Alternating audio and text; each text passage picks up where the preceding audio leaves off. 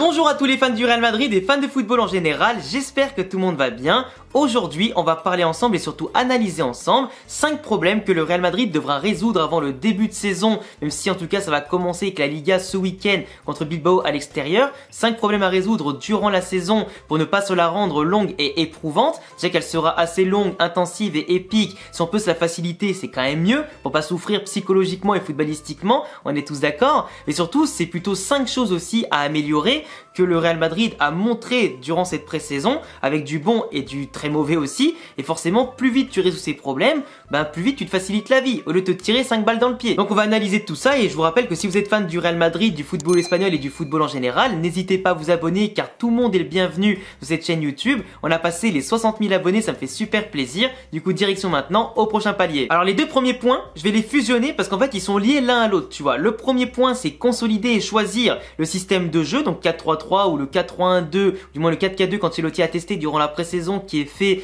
pour Jude Bellingham qui est en soutien de deux attaquants, du coup le 4-3-1-2 plutôt qu'un vrai 4-4-2, et de l'autre côté surtout améliorer la défense. Les deux points vont ensemble car on a vu durant la pré-saison et les différents matchs contre le Milan, contre Manchester, contre Barça et la Juve qu'il y a un gros problème défensivement et que pour l'instant l'effectif a aussi montré de très belles choses, par exemple dans le 4-4-2.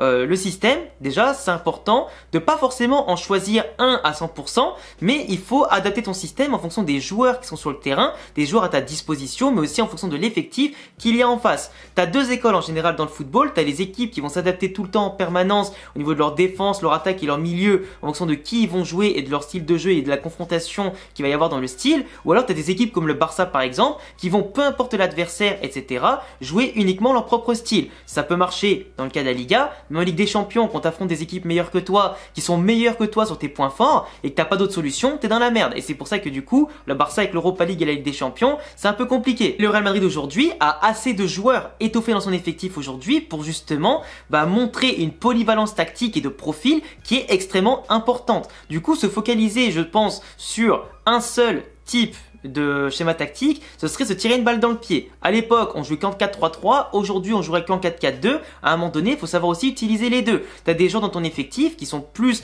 intéressants dans un schéma tactique ou dans un positionnement donné, et du coup, si tu les mets à contre-courant de leur qualité, comme on le voit par exemple avec Vinicius et Rodrigo, qui sont pas les attaquants de pointe, mais les attaquants de côté, gauche et droite, peu importe, et qui peuvent justement rentrer, apporter de la vitesse, de la percussion, de l'explosivité, qui sont pas confrontés tout de suite aux défenseurs centraux qui vont les suivre à la trace, qui vont les empêcher justement de prendre de la vitesse et tout ça, et surtout prendre de l'espace.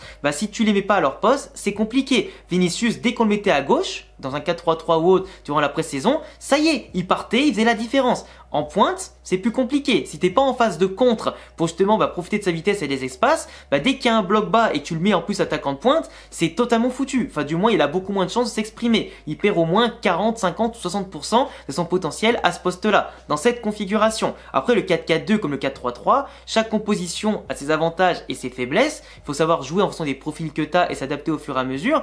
Mais le Real Madrid a cette force, par exemple, de commencer au pire sans attaquant de pointe et en faire rentrer un au bout d'un moment. Tu peux commencer avec un attaquant de pointe et après, quand il a épuisé la défense, tu fais rentrer des profils plus petits, plus ailier, etc.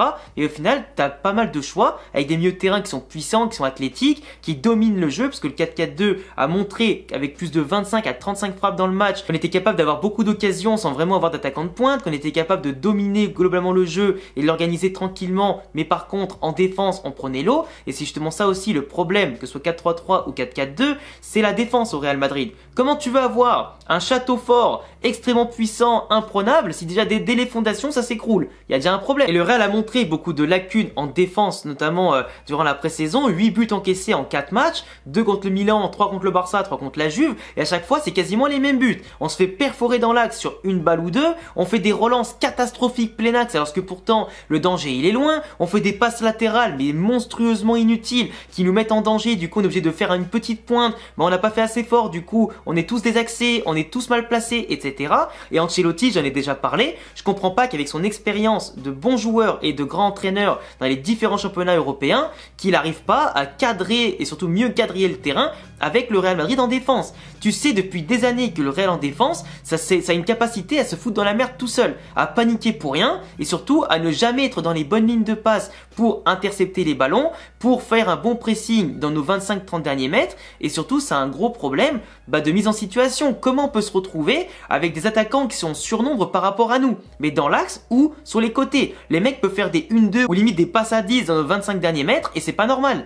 On n'arrive pas à faire ressortir l'adversaire, on laisse des espaces énormes, on fait des erreurs de débutants et je comprends pas comment le Real peut encore à ce niveau-là, avec des grands joueurs quand même derrière, faire autant d'erreurs. Et pour moi ça passe, que ce soit dans le 4-4-2 ou le 4-3-3, par des choix de joueurs aussi. Militao et Nacho, ça a été des joueurs qui m'ont beaucoup déçu, donc aujourd'hui pour moi ils vont sur le banc. Carvajal, il n'y a pas mieux pour l'instant, mais offensivement il est extrêmement intéressant, mais défensivement il prend la foudre sur ses côtés, sur les positionnements, tout ça, et j'espère qu'il va recalibrer pour redevenir un jour le Carvajal Prime aussi au niveau défensif, parce que offensivement il fait des centres, il est en tout cas très bon, il n'y a pas de problème là-dessus, mais à gauche Ferland Mendy au placard. Tu mets Fran Garcia qui verrouille le côté, qui apporte du danger offensivement et qui justement va pousser les ailiers adverses et arrière latéraux adverses à reculer aussi parce qu'ils savent que le danger va venir de tous les côtés avec Camavinga qui sera normalement titulaire indiscutable avec Bellingham au milieu et Vinicius à gauche. Là tu verrouilles le côté gauche et tu pousses l'adversaire à reculer un maximum. À droite on fait un peu moins peur, mais c'est du coup aussi l'importance d'avoir par exemple un Valverde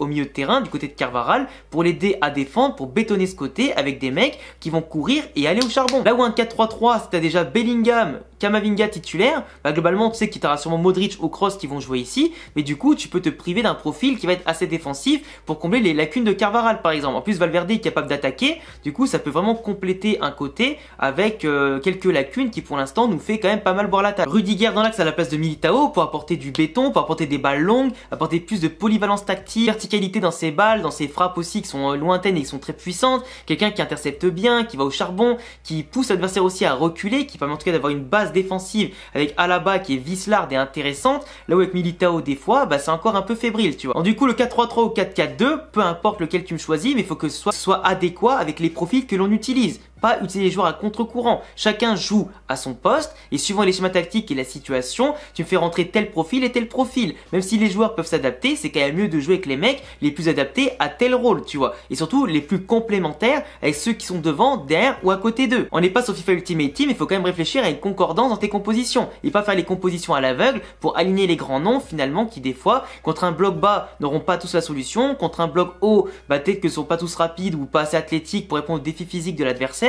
Donc tu vois, il faut bien réfléchir à tout ça pour justement tirer l'équipe vers le haut et pas lui tirer une balle dans le pied. En parlant de ça, choisir le bon milieu de terrain. Parce que là, on a essayé plein de milieux de terrain, etc. On sait d'office, peu importe le schéma tactique, que Bellingham est titulaire indiscutable et Camavinga aussi. Du coup maintenant, qui seront le troisième si c'est qu'en 4-3-3 ou qui seront les troisième et quatrième joueurs du milieu de terrain? Moi pour ma part, j'en ai déjà parlé. Aujourd'hui, je ferai Bellingham, Camavinga, Tchouaméni et surtout Valverde à droite. Valverde parce que je suis certain que cette saison il va planter plus de 10, 15 ou 20 buts au milieu de terrain. Il n'y a pas de problème là-dessus. Par ses montées, par ses frappes de loin, par sa capacité à se dépasser. J'espère bien qu'il va retrouver la confiance qu'il avait perdue au cours de saison et les problèmes personnels qu'il a eu, etc.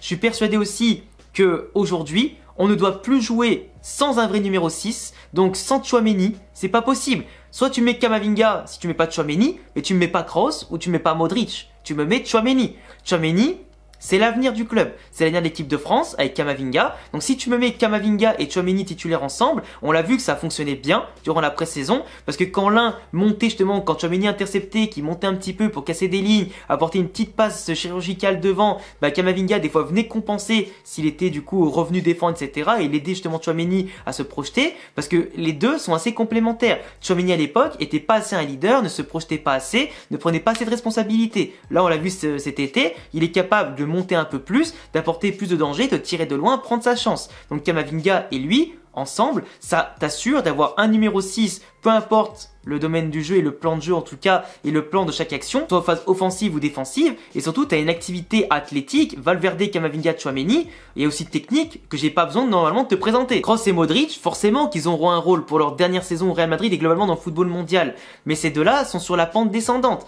Kroos, contre certaines équipes, si on domine pas le jeu, malheureusement il est lent, il fait des pertes de balles aussi un petit peu, même si elle lui arrive pas trop souvent. On l'a vu quand même contre le Barça, sa perte de balles pour la lucarne du petit du Barça, ça nous a fait mal, mais globalement sous pression, Kroos aujourd'hui c'est moins bon qu'avant, et forcément il faut mettre un peu plus de vitesse, de côté puissance, et Kroos par ses passes chirurgicales, ses balles longues peut être important, mais dans le cas où on domine la possession du ballon. Après il faut faire attention quand même à force de changer les milieux de terrain, la rotation, tout ça, oui il faut pas frustrer tout le monde, chacun a son rôle à jouer, mais attention quand même parce que à force de trop changer danger. Si en plus tu changes beaucoup de schéma tactique entre le 4-3-3 et 4-4-2, ben attention aux automatismes, attention aussi à ce que tu vas faire. Même si les joueurs travaillent ensemble à l'entraînement depuis pas mal de temps, au bout d'un moment, il faut quand même instaurer une équipe titulaire qui par moment sera soufflée bien sûr par l'effectif que l'on a qui a approfondi. Mais pour moi, les jeunes aujourd'hui doivent prendre le pouvoir. C'est le milieu le plus complet qu'on a, le plus intéressant. Modric et Kroos peuvent apporter l'expérience à des moments en Ligue des Champions, peut-être titulaire, mais en tout cas en sortant assez vite selon les situations,